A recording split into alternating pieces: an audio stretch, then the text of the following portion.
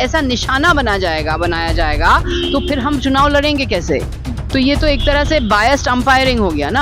हम शांतिपूर्ण धरना दे रहे थे, अचानक दिल्ली पुलिस हमारे ऊपर टूट पड़ी, हमको घसीट के मुझे ज़मीन पे गिराया गया, मुझे घसीटा गया, किसी को ऐसा धक्का मुक्की करके हमको बस के अंदर पुश किया।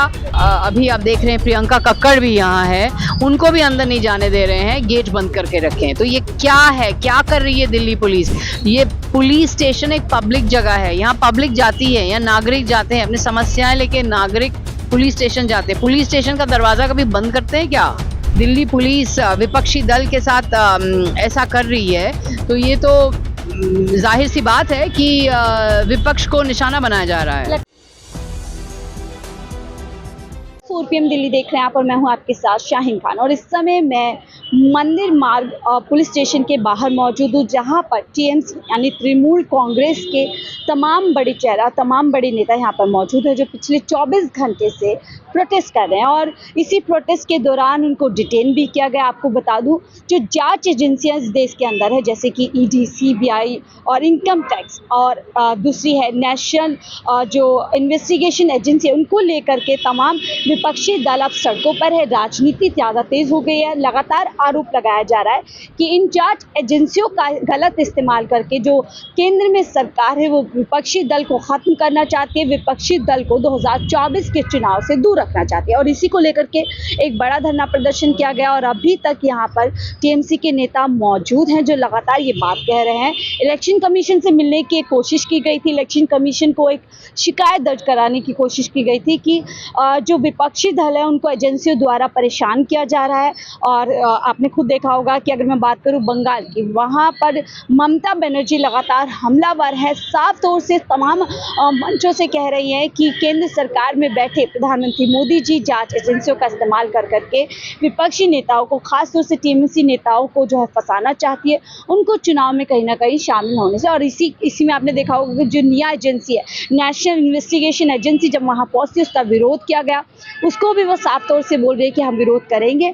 हम इस तरीके से जो जांच एजेंसियों का सहारा लेकर के कहीं ना कहीं जो विपक्षी दल है उनको जो तंग किया जा रहा है, उनको परेशान किया जा रहा है, उसको लेकर के लगातार विरोध कर रहे हैं। इसी कड़ी में आपने देखा होगा दिल्ली के आम आदमी पार्टी जब ईडी द्वारा गिरफ्तार किए जाते हैं, तब भी ऐसा आरोप लगाया गया कि जो ईडी, सीबीआई, बड़ी जो जांच एजेंसियां जो निष्पक्ष हुआ करती थी, अब कहीं ना कहीं वो एक कठपुतली बन गई है और इशारों पे वो जो है अब काम कर रही है। और इसी के चलते जब ये विरोध प्रदर्शन हुआ, आम आदमी पार्टी ने भी अपना समर्थन टीएमसी को दिया। यानी कि कहीं ना कहीं दोनों पार्टीज को लग रहा है कि एक ही नैया के सवार हैं, एक ही जो है एजेंसीज द्वारा परेशान है। आप पीछे देख सकते हैं तस्वीरों में तमाम टीएमसी के नेता यहाँ पर मौजूद है। आम आदमी पार्टी की प्रवक्ता प्रियंका जी भी यहाँ पर मौजूद है, जो और सुबह हमने देखा होगा सौरभ भारद्वाज यहाँ पर पहुंचे थे अपना समर्थन देने के लिए। तो आम आदमी पार्टी और टीएमसी और इसके अलावा तमाम विपक्षी दल जो है इस समय साथ में है कि लगातार जिस तरीके से यहाँ पर आरोप लगाया जा रहा है कि कहीं ना कहीं जांच एजेंसियों का गलत इस्तेमाल करके विपक्षी दलों को परेशान किया जा रहा है। हमारे साथ टीएमसी की लीडर सागरिका है, जो कि राज्यसभा एमपी है, उनसे सीधा जुड़ेंगे। जो ये प्रदर्शन किया जा रहा है जांच एजेंसियों के द्वारा, आखिरकार इसके पीछे मैम क्या उद्देश्य है? हम ऑल इंडिया तृणमूल कांग्रेस कल 5 बजे से चुनाव आयोग के सामने शांतिपूर्ण तरह से धरना दे रहे हैं। हम इसलिए धरना दे रहे हैं क्योंकि हम इलेक्शन कमीशन की ध्यान आकर्षित करना चाहते हैं कि जिस तरह भाजपा केंद्रीय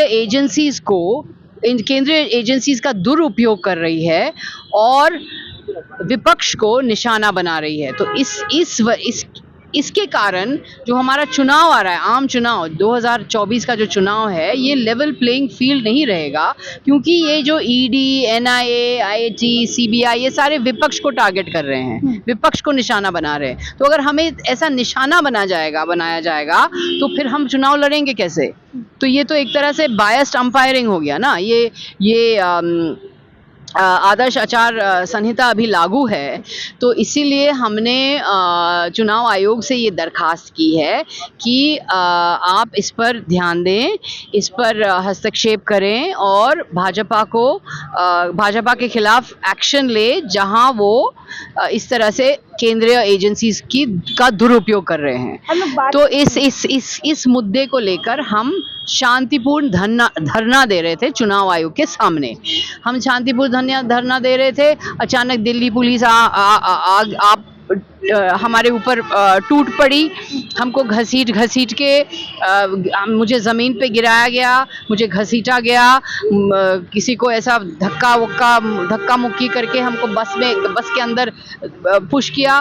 फिर हमें कोई अनडिस्क्लोज लोकेशन में ले गए, तो हमने हल्ला मचाया कि कहाँ ले जा रहे, हमें मंदिर मार्ग लेके चलिए, क्योंकि ये मंदिर मार्ग ही ये इसी का पुलिस स्टेशन है, इसी का बनता है। तो यहाँ लेकर आए, हमने सारे 10 मेंबर डेलीगेशन यहाँ रात बिताए, यही रहे। सुबह हमने फिर से अपना धरना चालू किया यहाँ, क्योंकि हम तो वहाँ धरना दे रहे थे, तो हमें तो वहाँ करने नहीं दिया, हमें यहाँ ले आए, तो हम यही धरना दे रहे हैं। तो फिर मैं सुबह चली गई थी मेरे साथियों के लिए खाना लेने के लिए। ये भी मेरे कॉलीग है नदीम उल हक जी, ये भी सुबह फ्रेश होने के लिए गए थे। हम लोग जब आए, हमें अंदर नहीं जाने दिया, गेट बंद कर दिया दिल्ली पुलिस ने। और दिल्ली पुलिस ने ये किया कि जब दिल्ली सरकार के मंत्री जो है सौरभ भारद्वाज, जब वो आए और दिल्ली सरकार की रूलिंग पार्टी आम आदमी पार्टी के विधायक भी यहाँ पर पहुँचे, अभी आप देख रहे हैं प्रियंका कक्कड़ भी यहाँ है, उनको भी अंदर नहीं जाने दे रहे हैं, गेट बंद करके रखे हैं। तो ये क्या है, क्या कर रही है दिल्ली पुलिस? ये पुलिस स्टेशन एक पब्लिक जगह है, यहाँ पब्लिक जाती है, यहाँ नागरिक जाते हैं अपनी समस्याएं लेके, नागरिक पुलिस स्टेशन जाते हैं। पुलिस स्टेशन का दरवाजा कभी बंद करते हैं क्या? पुलिस स्टेशन का गेट कभी बंद करते हैं क्या? मैम फिर कैसे देखते हैं? आप लोग ये भी आरोप लगा रहे हैं कि जितनी भी जांच एजेंसी है वो विपक्षी दल को लगातार जो है इस तरीके से परेशान करने की, और कि इस चुनाव से, और अब आप दिल्ली पुलिस का भी रवैया आप बता रहे हैं, तो क्या लगता है? इस तरह हम विपक्षी दल हैं, आपको पूछना पड़ेगा कि हम अगर सत्ता पक्ष दल होते तो क्या सत्ता पक्ष मंत्री को ऐसे रोका जाता? क्या ऐसे सत्ता पक्ष सांसद ऐसे रास्ते पे क्या बैठे रहते हैं? इस तरह से मैं और जैसे नदीम उल हक, हम राज्यसभा के सांसद हैं, हम देखिए कैसे हम बैठे हैं रास्ते पे, हमें यहाँ बैठा के रखा है, उन्हें अंदर बंद करके रखा है। तो इस तरह से दिल्ली पुलिस विपक्षी दल के साथ ऐसा कर रही है, तो ये तो जाहिर सी बात है कि विपक्ष को निशाना बनाया जा रहा है। लगता है किसी के इशारों पे काम किया जा रहा है। हो सकता है। लेकिन मैम आप लोग लगातार, चाहे आप वो जितने भी विपक्षी दल हम कह रहे हैं सड़कों पर है, एक तरीके से दिल्ली के अंदर भी केजरीवाल जी को लेकर के विरोध हो रहा है लगातार, उनकी गिरफ्तारी को लेकर के, और उधर पीएम मोदी लगातार मंच से भ्रष्टाचार के खिलाफ लड़ाई की बात कर रहे हैं, कह रहे एक एक अंदर जाएंगे जिन्होंने भी भ्रष्टाचार किया। तो इस पर मैं ये कहना चाहूंगी कि ये तो बीजेपी की वॉशिंग मशीन की बात हो गई ना, कि सारे भ्रष्टाचारी जो हैं वो सारे विपक्ष में है क्या? सरकार में कोई भी भ्रष्टाचार नहीं है। शुभेंदु अधिकारी जब टीएमसी में होते हैं भ्रष्टाचारी होते हैं, जब भाजपा में चले जाते हैं दूध सी सफेदी छा जाती है उनके ऊपर, वो एकदम साफ हो जाते हैं। हेमंत बिस्वा शर्मा जब वो कांग्रेस में होते हैं भ्रष्टाचारी होते हैं, जब वो भाजपा में चले जाते हैं वो बिल्कुल सफ़ेद हो जाते हैं, बिल्कुल क्लीन हो जाते हैं। इंडियन एक्सप्रेस ने एक रिपोर्ट की थी कि 2014 के बाद 25 विपक्षी नेता भाजपा में चले गए, और 25 में से 23 विपक्षी नेता जिन पर केसेस थे भाजपा गए, और 25 में से 23 को एकदम पूरा क्लीन चिट मिल गई। तो ऐसा तो नहीं हो सकता है ना। कौन सा भ्रष्टाचार की बात कर रहे हैं? किसका क्या भ्रष्टाचार? भ्रष्टाचार से वो opposition 95% cases of ED are against opposition.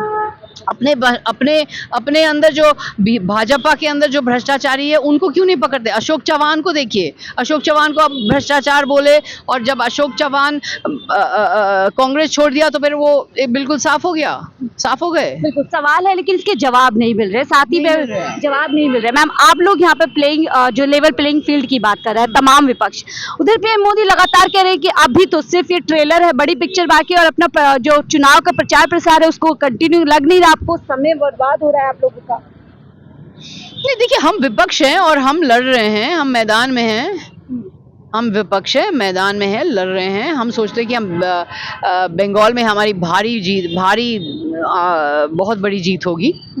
हम लड़ रहे हैं। तक आप लोग फिर यहाँ पर अभी कंटिन्यू? हम अभी 5 बजे तक हैं, हमारा धरना जारी रहेगा। इलेक्शन कमीशन से कोई रिस्पांस आया आप लोगों को? हम मिले हैं, हम फुल बेंच इलेक्शन कमीशन के पास गए थे और उनमें हमने अपना दरखास्त रखी, उनके पास लेटर रखा, तो उन्होंने कहा कि वो जांच करेंगे, देखेंगे। इलेक्शन कमीशन की भूमिका आपको निष्पक्ष लग रही है? जिस तरीके से अभी भी मंच से धर्म को लेकर के लगातार बयान दिए जा रहे हैं सत्ताधारी लोगों को। देखिए, इलेक्शन कमीशन के ऊपर मैं कुछ टिप्पणी नहीं करना चाहूंगी। मैं सम्मान करती हूँ इलेक्शन कमीशन का, और इलेक्शन कमीशन इस टाइम सब कुछ संभाल रहे हैं क्योंकि आदर्श आचार संहिता लागू है। तो हम यही कहना चाहेंगे कि इलेक्शन कमीशन को दिखाना चाहिए कि हाँ वो एक्चुअली निष्पक्ष हैं।